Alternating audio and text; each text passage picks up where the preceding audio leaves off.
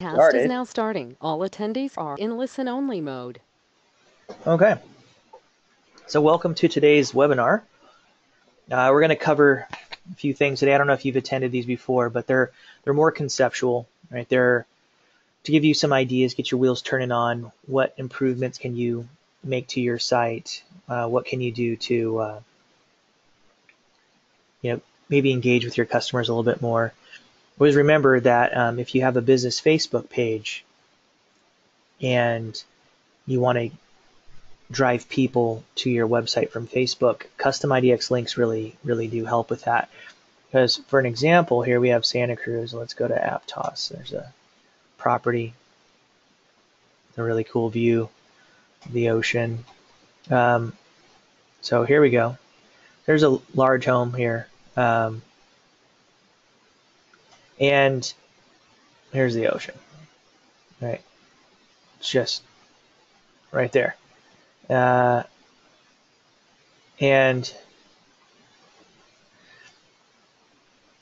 it's obviously not for everyone. Not everybody could afford this. I mean, this is like, there's a few people in the world. I mean, there's probably more than a few, but people want to see stuff like this. People want to see properties that are really expensive. I mean, there was a house up in Atherton. It was like $68 million. It was crazy. So even though that people aren't going to see that, it's still a reason to get somebody to take a look at something. So when you share it onto Facebook, you can share this right here. You go to your website and just from the home page here, you can click on share. And it's going to take you to your Facebook thing. You just click on Facebook and it'll take the main photo and also the description. Now, the nice thing about with our custom IDX links, so we have this URL right here, right? So here's my domain name on my website. It's called oakanchorhomes.com, and it's / Aptos Rio Seacliff Real Estate, right? So if I were to, I wanted to post this onto Facebook and say, hey, this is the most expensive house in all of Aptos, right? But to see every other property in Aptos, visit here. And then I put in that URL. So anybody from Facebook can click on that link and it takes them directly to my page, right, to the website. And it's going to pull it up in just like in this order. So here's all the homes. So they can filter, they can filter from price ascending. So here's all the cheapest ones. Now they're engaged on your site, right? Now they're clicking around. So do yourself a favor, and with these custom IDX links, they're enjoyable. One is it makes it easy to navigate your site, but with the changes that we've made to our website, is your customers can actually put in different locations. So let's add a different location. Let's add La Selva Beach. All right, and La Selva Beach is right in here. All right. And then there's Capitola. So let's add Capitola. All right, and here's Capitola. So now we're covering all this area, right? So now they can put in any sort of price range if they want. So let's do 500, or let's do more than 500. Let's do 700 to 900. And let's see what homes are $9 million or $900,000. All right, here we go. So here's one of them. Condo. That's a treat. Here's a single family home. All right, so here's price ranges. Now they can click through and see all the photos. Large real estate photos for your clients to look through. Much larger than what the MLS is providing them. So when you're setting up your searches through the MLS, their experience that's not on your website, that has no branding connected to it, is not doing you any favors. So anything that you send to your clients is a reason to get them to your website. It's the most important thing is if they can get them onto your website to make some sort of real estate decision, but they're seeing your domain name over and over again and becoming comfortable with it. All right. So we made these changes on purpose. So they can come and they can put in sort of price ranges. They want to put in 3 bedrooms. They want to do all their filters. I mean, here's all the filters from the MLS, they can, I mean, they're really able to drill down and see what's on the market in their price range. And if they want to save that, go ahead and save it. They can name it, apply it to them, and they're going to get a listing alert, right? So they're going to receive listings that match what they're looking for on a regular basis. So, you know, your website's going to go through the MLS every single day and search for properties for that individual. And if there's something that matches, they will receive an email. When they click on it, it tracks their activity. So all this stuff is you can see who's active and who's not when people are looking. I mean, it would be nice to know that this buyer has looked at this particular house 4 times, and they look at these properties before noon. So if you wanted to reach out to the customer, you would know about a good time to connect with them and to ask them a question that, you know, a time that they're probably going to get your email and actually be able to read it because they're not really active in the afternoon for whatever reason. If somebody's not active, it's showing you that as well. You can see the last time that somebody did search, right? So inside your MLS searches here, results, right? You have Ocean View Homes, last viewed 10 days ago, right? Under 800. This guy hasn't looked in 2 months, so I can maybe just turn that off or just leave it going because I know his kids were looking for some properties and whatnot. So, and then the search, haven't searched and viewed in a couple months either, right? So you can kind of see, you can see who's active and who's not. But on your website, your statistics here, you can see out of your active customers. It gives you, right? So if somebody was active, you can see, hey, they're active this week, right? The most important thing is if you can run your business through one location, right? You're able to do X, Y, and Z from one location. You want to send out your emails, you want to set up your searches, you want to set up Seller's Corner. Your clients are receiving stuff from you, and they're getting it from one location. It's not coming from multiple places. It just reduce the nonsense because you look at it this way. If you're sending stuff for multiple things, like you're using a brokerage website, some external CRM, you have some tool that you signed up for, you're sending them personal emails, there's all that stuff. And then also your clients are also going to other places as well, probably going to Zillow or Realtor.com or Redfin. They might have another realtor that they're receiving stuff from. The average person knows 3 realtors, right? You're not the only cat in town. And so it's kind of like there's a lot of stuff coming at them, right? And so if you can just limit the amount of like nonsense that they get, and it just make it real streamlined. Because if you're marketing, and marketing is, there's a couple ways of doing it, right? So you have one is what is marketing? It's just getting somebody to remember you past the point of contact. So like, there's a negative stigma with telemarketing, right? As a telemarketer. What you're just doing is like calling somebody to let them know that this business exists. But you emailing somebody, letting them know that this business exists is the same thing. It's just on with written word. Texting, a mail flyer, all of that stuff is a form of marketing, right? And it's just to remind somebody or to let somebody know that you exist in this particular space. And the reason why it's kind of a tangled mess is if there's only so many buyers and sellers in the United States. There's only so many qualified buyers and sellers available right now to make a real estate decision. The rest of people, like our population is about 330 million people. And I would say 180 million people in the United States are qualified buyers and sellers, and the rest are children or very old, or they don't have any money, whatever it may be. Let's call it 180 million. So it's like a little over half of our population. So you have 180. We'll do a little math here on the old cell phone. So 180 million divided by 1.3 million realtors. Okay, that's 138.46. What does that mean? That means that for every real estate license that exists, there's 138 potential buyers and sellers available to you.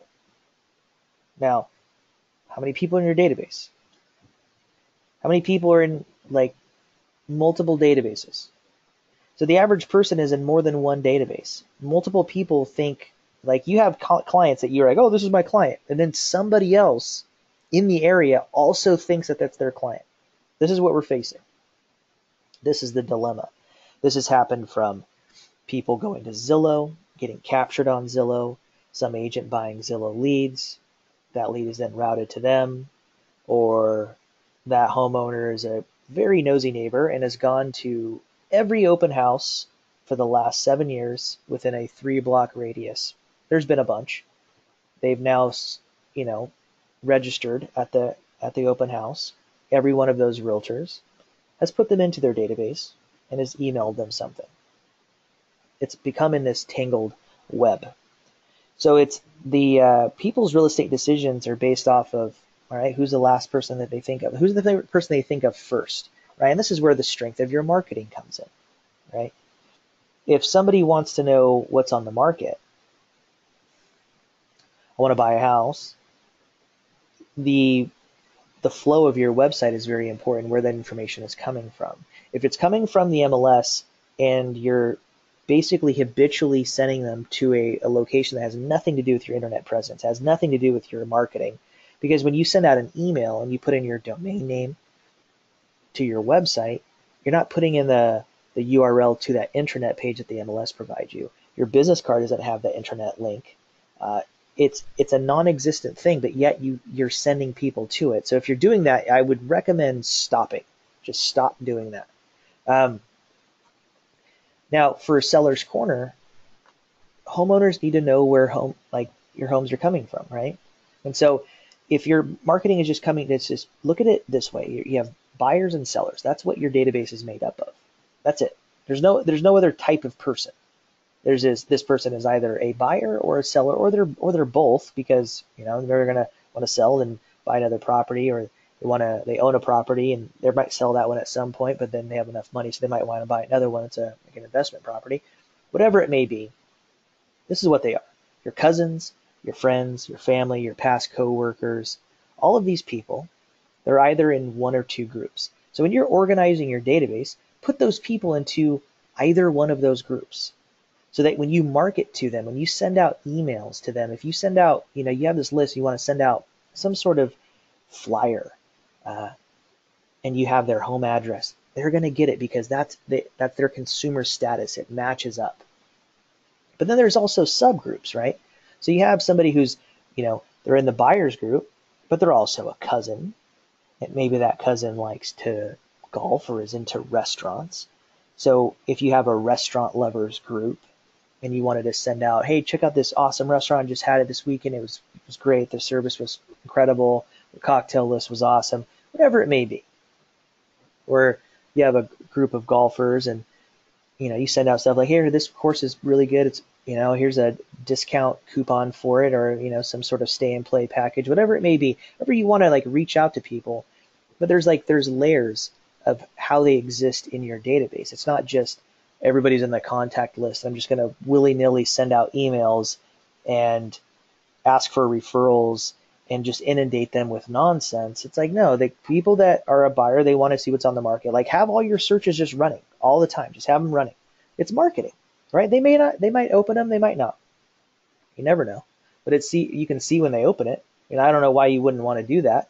You can see exactly when they're actually viewing and opening up stuff. Now, so let's go ahead and create a custom IDX link. Let's show you real quick, just to kind of get the exterior of your website moving in the right direction. So when you create an MLS search, you're going to send it to a person, right? You're going to send it to somebody. But let's say that we're going to send up Santa Cruz County. Santa Cruz County. We can go by Santa Cruz County. And we're going to pick on active. And we're going to do just single family. Let's just do all. Let's see what happens. And then we're going to do ocean, right? Ocean front. Ocean view. Let's see, ocean view. Let's see, ocean view. That might give us a little more results. All right, so Santa Cruz County ocean view. Let's see what we have. 69 properties. Now, let's go with, so you can, from here, right, you can remove certain properties if you don't want them on there. You can do the price ranges. You can change the price from most expensive to least expensive, right? So here's a $35 million listing. We're going to have to take a, oh, I think that's just a big plot of land. That's pretty amazing. All right, let's go ahead and, so on the top right here, you have this button that says IDX link, right? So click on IDX. And all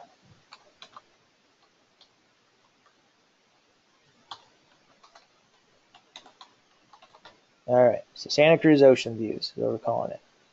All right, let's save it. Your custom IDX link has been saved. Okay, so that's done. So instead of sending it to a person, right? Somebody says, hey, I want to see some ocean view properties in Santa Cruz County. Or you just do the same steps. Here's all of them, dude. How about it? Tell me which ones you like. But you're now just doing the same thing, but you're just adding it to a page on your site. So we go to your website editor. We go to configure, right? We're going to go to configure. But before we go to configure, I want to show you buttons here. All right, so we have, these are the buttons. These are all the pages on your site. So inside the website editor, and you go to your buttons, these are all the pages that are available on your site. All right. So here's custom IDX links that I've created.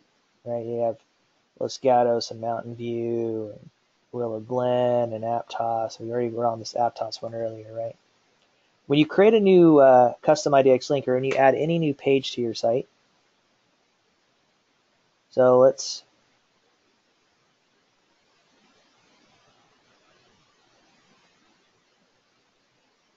go ahead. I'm going to erase this as a duplicate. I'll just erase the duplicate.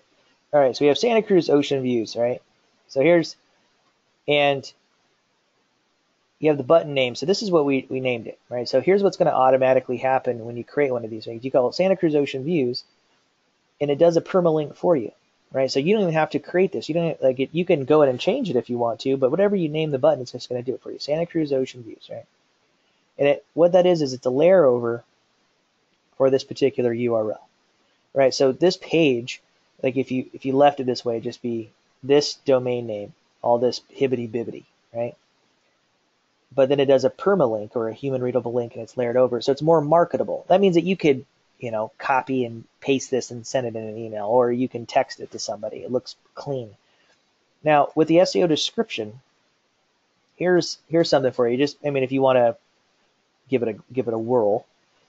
Santa Cruz Ocean Views, Ocean View Homes in Santa Cruz Homes with Ocean Views, Santa Cruz Real Estate with Ocean Views, Ocean View Homes for sale in Santa Cruz. So what I've done is I've said, basically tried to describe this page in as many different ways as possible, right?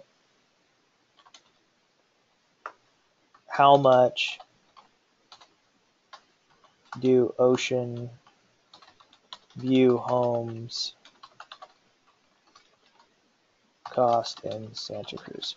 Okay, so all this is a you're describing this, right? How did you describe it in as many different ways as possible? Because what you're wanting to do is saying, hey Google, here's a page. If somebody goes to Google, and if somebody is interested in taking a look at Ocean View Homes, I would really appreciate it if at some point, maybe not today, but in the near future, you recommended my website as a potential option. Thanks so much. That's it. That's all this is, right? You're saying this is all that you're doing, right? And it's easy. All you do is just describe the page, and don't repeat yourself, like repeat phrases. Just do a comma, explain it in however you want it explained, and save it. All right. And maybe at some point, Google's gonna say, hey, that's a cool website. Now here's something we can go to. Let's go to the homes of the view, Santa Cruz Ocean Views, right? So here's the page. And let's click on copy this URL. And I want to make sure that google.com/add URL. So remember that, add URL, google.com/add URL. Now that I've created this, I said, hey, Google, I would like for you to recommend this site. I want you to pay attention to it. I made some changes to it. Here's some new changes. Submit the request. Now it's done. So the next time that Google sends out their bots to, scan for new content, my website will be crawled, right? And that's it. Crawl on my website. Here, take a look. Got some new stuff on here. And that's it. So you can do that for any of your pages. That's what it's for. You build any of these pages and you say, hey, I want to have this page. I want to show up here. So these are some of the things that you can do. Now, if you want to get some more traffic to these pages and show that the activity level, that's when you share this stuff onto Facebook, right? Because you're going to get a lot of visitors. If you can share a listing, like look at this really cool view, right? It's a 1-bedroom, 2-bath condo.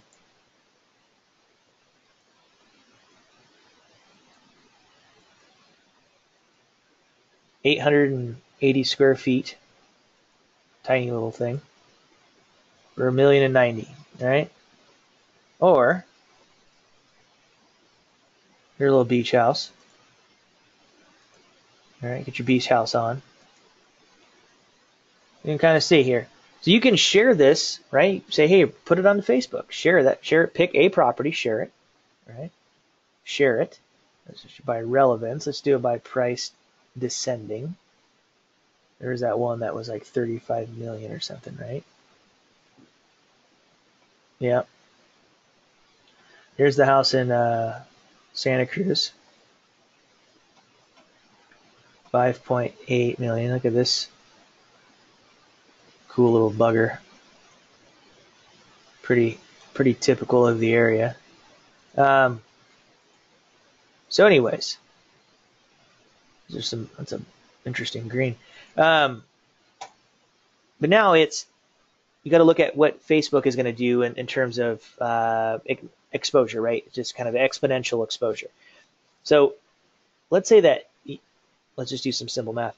Your Facebook community, let's say that you had 200 friends on Facebook, part of your community. And each one of those people have 200. So your total reach is like 40,000 people, right? You look at like each one of those 200 of yours, you're like, they know 200 people. And you want those people to know that you exist. So you share a listing onto Facebook. Pick any property. It doesn't even have to be yours. It's just any property. Like, look at this monstrosity, right? Go and find the most expensive house in your area that you could represent.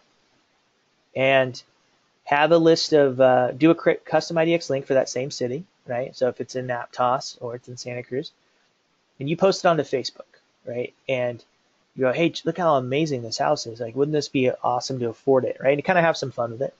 And, just a typical drop of the bucket, no big deal. But then you can add a link to all of their homes in that city.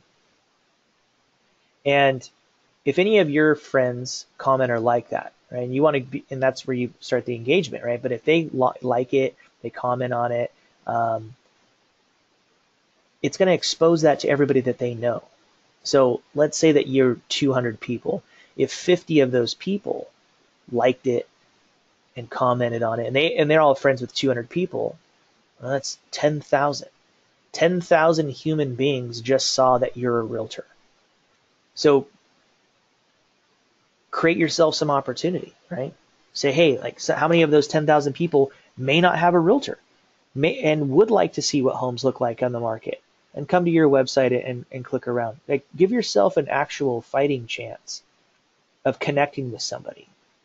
Because even though they are searching on Zillow, even though they are searching on Realtor.com or on Redfin, they still need some human interaction, right? You're an expert, and maybe they have some questions. And maybe those questions aren't being asked by their own research, and it becomes cumbersome. So make yourself present, right? It's the most important thing, just being present. So that's that aspect of it. That's the portion of the webinar with the MLS and the exterior of your site and making your site at least like worthy of being visited. You know, giving you a chance of getting people's attention and keeping it, right? You want to keep someone's attention. So I'm going to talk about Seller's Corner. Okay, so step one was Seller's Corner, and why is this so important? Seller's Corner is so important because it puts you in front of your homeowners. Okay, everybody that you know that owns a home owns an investment, and it's your job to let them know what their investment is worth. That's the premise that Seller's Corner was built on. So everybody that you know that owns a home owns an investment, and it is your job to let them know what their investment is worth. So imagine you're a stockbroker, and all of these people invested in stock, and they don't know anything. There's no way of them tracking it. They're just kind of blindly just sitting there, money invested into something. Nobody's going to live like that. Nobody wants to live like that. It's like freaky. That's a scary predicament. So people begin to educate themselves, right? They're constantly looking. They have a lot of money tied up into something. They want to see if it's growing. When's the time to sell? So it's a stockbroker approach, like you're a banker, right? This is, hey, here's your home. You bought this home 5 years ago. This house, in today's market, is roughly about this. Hey, this house just went on the market. It's very similar to yours. This is how much it was listed for. Imagine that. Now, you have a bunch of homeowners who are receiving information from you that are being updated. Homeowners who like to go to open houses, who continuously register. So when you say, oh yeah, all my homeowners, they're super loyal to me. Everybody that I've helped buy a house or anybody that I know that owns a home, they're totally going to list with me. Nope, that's not true. You know it's not true. That's obviously false. It's happened to everybody. Everybody has seen a property that they helped a person buy and they listed with someone else. And it could be as simple as their relative got their real estate license, or they just forgot about you, or they didn't like you. I mean, let's hope that it's not that one.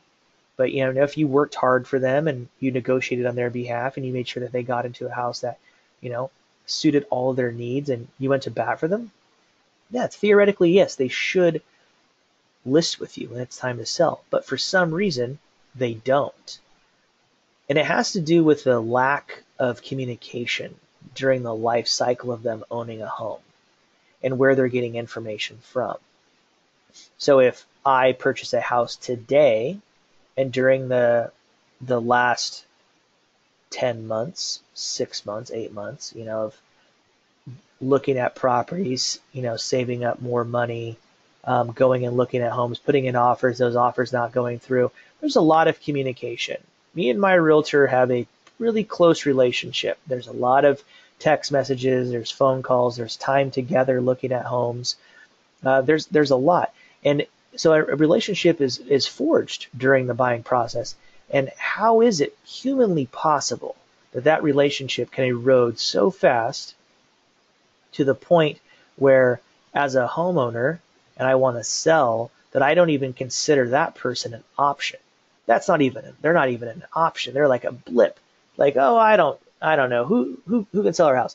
And you're like, okay, well, what would make somebody do that? Well, if the agent, you know, they keep saying the same for sale signs in a neighborhood, right? Neighbors, like the agent's become like the neighborhood expert. He knows home values. Well, that guy becomes more of an option. Or, you know, I go to an open house and the agent that was there had a good personality. and seemed like they knew a lot about the market and knew a lot about the home, and a home is very similar to mine. So I might just, hey, I'm thinking about selling as well. Well, awesome. That's why that person was doing an open house in the first place, right? For that particular circumstance to actually take event. So, or gone to Zillow and they just requested for what is my home worth, and agent gave them some stuff, and it was like a price that blew their mind. Or they asked the neighbor, hey, do you know a good realtor? Thinking about selling, whatever it may be. There's a lot of stuff that's going to keep them from listing with you. And so why Seller's Corner is so important is really just, you don't have to think, right? Like you could just still go about your day, right? Like right now, you're not thinking about how can I market to my homeowners other than the standard stuff. Like, hey, here's a inventory snapshot, or happy holidays, or the market is, this is a seller's market, whatever it is, right? But they're not thinking above that. You're like, I'm just going to go about my day. I'm just kind of reacting to what I need. So that's why Seller's Corner is so cool, is because you don't have to think. All you have to do is just set it up. And then all of these people will receive updates from you. And then you can control the frequency, right? So all these people, they all own a home, right? They all have an address, right? So you can go to the Seller's Corner here, and they're all plotted on a map. The reason why they're plotted on a map is because they're in the sellers group, and I have their home address, right? So here's a gentleman right here. This is Jason Reagan. Here's Brad Curcio, right? So these are golf buddies of mine, right? So let's go to Brad Curcio. Let's click on Edit Alert. Let's see who's got cooking. 606,000, 635,000 median price. Stays on the market. All right, so here's a new listing. 3-bedroom. All right, so his property is the 471 Edna Court. All right.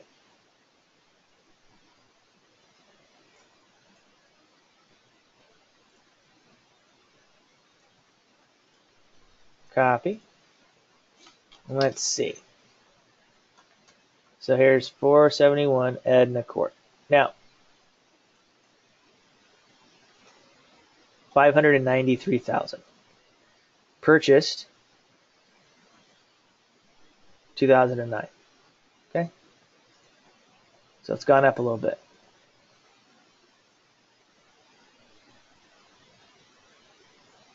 It's gone up a little bit. A couple $100,000 in 9 years. Not too shabby. Seen better. I've seen worse. Not bad. Now, at some point, Brad's going to want to sell, right? I want to be the first person that he thinks of. So I want to make sure that I'm giving him some sort of information about homes and home values and what's happening in his neighborhood. And on occasion, when I reach out to him, I have something to talk about. Hey, you get a chance to see those, that neighborhood report? You've seen what's going on? House nearby, right? House pretty close by. I mean, you can kind of see, like, did he go to this open house? Probably. Right? Did he go to this open house? Good chance of it. Like, big time. It's like almost the same layout as his house. Same kind of ballpark. So he's kind of understanding right now that his house is worth about $600,000. Right? So when I follow up with him, be like, hey man, how's everything going? Right? How's everything cooking? You have any questions? Have you got any open houses? Any of those houses, similar to yours? Whatever it may be. But I can actually have a conversation with him about something, about home values and what's happening in his neighborhood, and if he's done any home improvements. Does he need anybody? Like, has he thought about it? Like, hey man, I know a lot of people that can, in the service provider industry, right? I know a lot of painters, I know roofers, I know plumbers, electricians, I know people that can help you remodel. Let me know. That's why I'm here. Anytime that you want to do any stuff like that, let me know and see if I can help you out, because it's very important, right? I know some people. I've heard good, I've heard bad, right? I'll make sure that I can steer you in the right direction. So That's why these reports are so awesome. So as soon as he's going to get this, right, and it's updated, and it just happens on a regular basis. So he gets a chance to see what's similar, what's around him, what I would use for a CMA for him, and say, hey, this is the suggested listing price of your home, based off of these factors. And so I'm just dripping them out over the course of time. It's a great way to babysit people, because one is you don't have to think about it. Imagine having 200 people, right? 200 homeowners, 200 people on a regular basis receiving information from you. What are the law of numbers that those people are going to react to an email?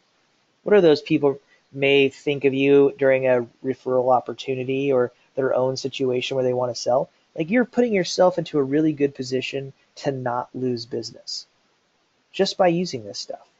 So don't be lazy. Like, don't say, oh, I can't do it, I don't want to do it. Like, get your clients' home addresses. That's like step one. Ask them.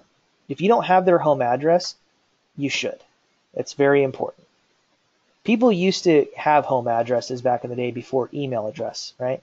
So you had name, home address. That's how people communicated. And then phones came into play. And so I have your phone number, right? I may not send out as much stuff, but I would give you a call. And then the emails came around. So it's like, oh, I'm just going to get your email.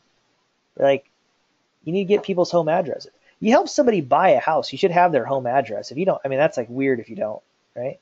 That's like you should probably have their home address. And then like update their record inside your client relationship manager. Put them in your sellers group. They get plotted onto a map, and let us train you on how to set up some sellers corner alerts. And these people are taken care of, and they're done. And you can go about your day. You can still react to who's going to make you money right now, and know that people are being taken care of. And at some point, they're going to want to sell, and you've done a pretty darn good job of putting yourself in front of them over the course of time. Gives you a reason to follow up. You're not following up for just the sole purpose of just them hearing your voice. It's like, hey, did you get a chance to take a look at it? The house 3 doors down just went on the market. I know it's pretty similar to yours. Did you get a chance to go to that open house? Do you have any questions? That's why I'm here. Did they do any home improvements? What's the difference between that house and yours, would you say? Right? Engage in like a real estate conversation, because you are a real estate professional and that person owns real estate, right? So anyways, that's today's webinar. I would like for all of you to, if you have any questions, concerns, comments, you need some help, don't be afraid to do some training. Call into customer support and we'll take care of you, set you on the right path. If you're not using these tools the way that you should be using them, their stuff exists here for a reason, so that it helps you make more money, right? We want you to make more money. Help us help you make more money. Call into support. Let's take care of you. Let's get some of these people set up. If you don't have Seller's Corner, you got to upgrade. It's worth every penny, because it's doing what you're not capable of doing, because you're busy. You're a busy person trying to make money right now, and we get that. It's hard to think about 8 months from now. But imagine this homeowner who's going to sell 8 months from now, and you don't really know. And now you have a tool that's going to put you in front of them for the next 8 months. It's going to make you more top of mind. Solid. That's why it was created. All right. So everybody, cheers to you. Happy Monday. Hope you have a great day. And we'll talk to you soon. Bye-bye.